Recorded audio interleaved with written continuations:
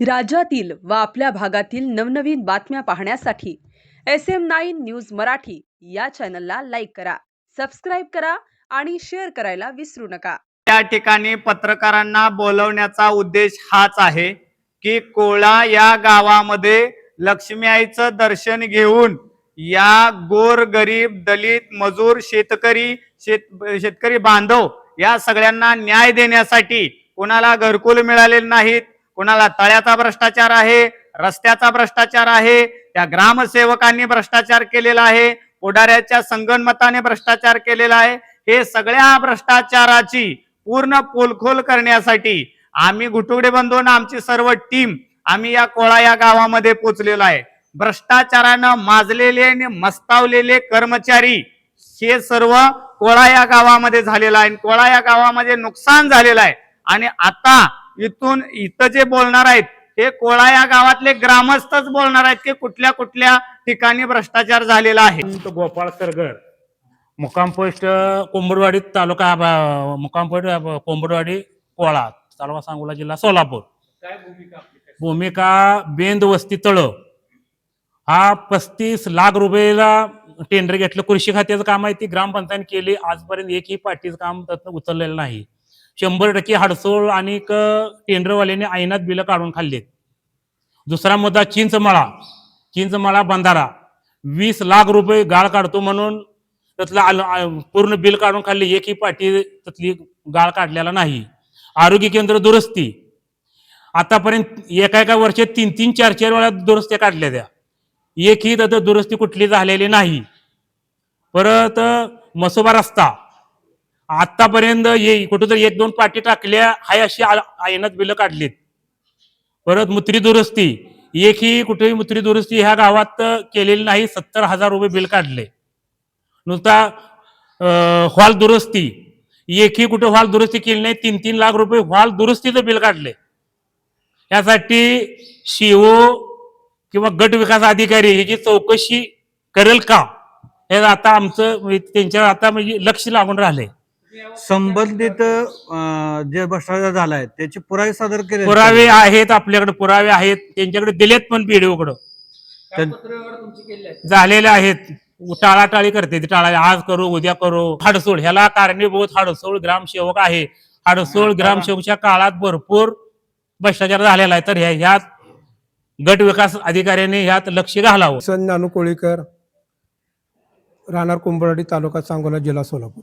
एवढीच मागणी आहे की ग्रामपंचायतला बरेच वेळा मी स्वतःहून बोललेलो आहे, एखादी व्यक्ती आपल्या गावात आली, प्रवासी असतील किंवा आपले बाजार असतो या शुक्रवारचा, त्या बाजारामध्ये लोक येतात, त्या लेडीजला सार्वजनिक शौचालय किंवा मोतारीची अजिबात सोय नाही। जी एक बांधलेलं आहे त्यावर कोण लक्ष देत नाही, ते पडलंय निम पडलेलं आहे, त्यात कचरा सगळ्या गावात जातो, कागद जातात, त्यात एवढी त्याची दयनीय अवस्था झालेली आहे, त्यामध्ये लगविला सुद्धा कोण जाऊ शकत नाही, एवढी बेकार परिस्थिती नाही। पण तक्रार बरेच वेळ दिली, मी तक्रार दिलेली आहे। त्यासाठी ग्रामसभा घेतली का नाही? हो, ग्रामसभा कारवाई झालेली नाही। ग्रामसेवक म्हटले की बाबा मुतारीसाठी आपल्याला अवेलेबल जागाच नाही, बांधाई कुठं, संडास बाथरूमसाठी जागा नाही किंवा ग्रामपंचायतची जागा इथं नाही। आमची कळकळीची गावाकडून विनंती आहे, जे असंच नाही झालं तर आम्ही आंदोलन करू किंवा ग्रामपंचायतला टाळा ठोकायचं काम करू। जे 2 नंबर आहे ना सगळं बंद झालं पाहिजे। 2 नंबर म्हणजे काय? 2 नंबर म्हणजे किराणा दुकानात सगळा माल 2 नंबर, पुन्हा जुगारा खड, दारूची दुकानं अवैध आहे, ती लायसनची आहे ती राहू द्या, अवैध। आणि जी 2 नंबर पूर्ण गावात आहे ती बंद झालं पाहिजे। ती जर बंद होईना तर आम्ही आमर उपोषण करू। गोरख भगवान चोरमुले, राहणार कोळे, तालुका सांगोला, जिल्हा सोलापूर। कोळे या गावी मी कार्यरत, म्हणजे इथंच राहणार आम्ही आहे। पण काय झालंय की सोसायटीच्या माध्यमातून मला एकेकाळी कर्ज पाहिजे होतं, आणि माणूस कर्ज कधी घ्यायला येतो, शेतकरी म्हणून हे कर्ज दिलं जातं शेतीवर। आमच्या वडिलाच्या काळात ती 2017ला कर्ज मंजुरी असून सुद्धा काही संचालक मंडळींनी ते आम्हाला सांगितलं नाही। मला गरज पडल्यानंतर मी 2022ला त्या सोसायटीमध्ये कर्ज मागायला गेलो, तर कर्ज स्वरूपात 1,30,000 रुपये माझी मंजुरी आहे। ते बोलतात आम्ही 70 देऊ, मी म्हणलं ती त्यांचा आणि माझा जरा वाद झाला. काही गोष्टीचा असा वाद झाल्यानंतर मी ते कर्ज नाकारलं. पण ह्यांनी जी सोसायट्या 60 वर्ष किंवा आज 100 वर्ष सोसायटी चालवतात, हे गावाच्या विकासासाठी चालवतात का पुढाऱ्यांच्या स्वतःच्या स्वतःच्या घरासाठी चालवतात, ह्यासाठी मला बोल. मग ह्यांना परप्रांतीय सारखी आम्हाला इथं वागणूक देतात. त्याच्यावर तुम्ही आवाज कोणत्या स्वरूपात आता उठवला? मी त्यांच्या संघ 5-6 महिने पत्रव्यवहार केलेला आहे, पण ती पत्रव्यवहारात त्यांनी काहीतरी खोटी-नाटी माहिती दिलेली आहे मला. तर लक्ष्मण कोळेकर, राहणार कुंभडवाडी, उपपोस्ट कोळा, तालुका सांगोला, जिल्हा सोलापूर. मी हाजरी रजिस्टरची माहिती मागवली असताना मला हाजरी रजिस्टर इथं उपलब्ध नाही म्हणून असं मला अर्ज दिला आहे.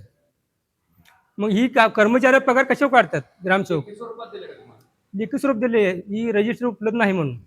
कामगार या ग्रामपंचायतीमध्ये जे कामाला येतात ते आहेत का, काम करतात का, आणि काम न करता का उगाच हजेरी लावून त्यांचा पगार पुढाऱ्याकडे जातोय का कर्मचाऱ्याकडे जातोय का, ह्याच्यासाठी केलेला अर्ज आहे. माहिती घेतल्याच्या नंतर ना आणि ऑनलाईनची आम्ही जेव्हा माहिती घेतली तर इथं हायमाची जी बिलं काढलेत 7 लाखाच्या वरती दुरुस्ती आणि बाकीची तत्सम बिलं काढलेत. तुम्हाला डिटेल्स पण दाखवतो.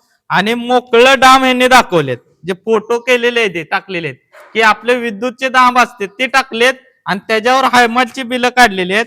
मग ह्याचा वसूल झाल्याशिवाय आम्ही यांना न्याय दिल्याशिवाय या लोकांनी या लोकांवर अन्याय झालाय, त्यासाठी आम्ही लढा लढणार आहे आणि आम्ही सिओनची भेट घेणार आहे आणि सिओनना यांना सस्पेंड करून ही बिलं वसूल केली पाहिजेत. हा आमचा पवित्र असणार आहे, त्याशिवाय आम्ही शांत बसणार नाही. या गावामधील लोक बोलली या ठिकाणी, ज्या लोकांना विकासाची गाजर दाखवून निवडून आले अशी लोक या ठिकाणी बोलली. ज्या लोकांना कर्मचारी अधिकाऱ्यानं गाजर दाखवलं विकासाचं अशी लोक या ठिकाणी बोलली. ज्या लोकांच्यावर अन्याय झाला त्या लोकांना दाबण्याचा प्रयत्न केला अशी या ठिकाणी लोक बोललेली आहेत. माझा इथल्या गावातील या कर्मचाऱ्यांना, इथल्या गावातील ग्रामसेवकाला माझं खुलं आव्हान आहे, तुला इथनं या ठिकाणानं नाही जर तुला निलंबित करणं की औलाद इथं सांगणार नाही. या गोरगरिबांच्यावर, त्याचबरोबर दीनदलितांच्यावर, दलित समाजावर असू दे, मराठा समाजावर असू द्या, आणि इथला जो जातीयवादी ग्रामसेवक आहे या ग्रामसेवकाची जी दमदाटीची या ठिकाणी जी भाषा आहे अरेरावीची, इथून पुढच्या काळामध्ये या ग्रामसभेमध्ये चालणार नाही मित्रांनो.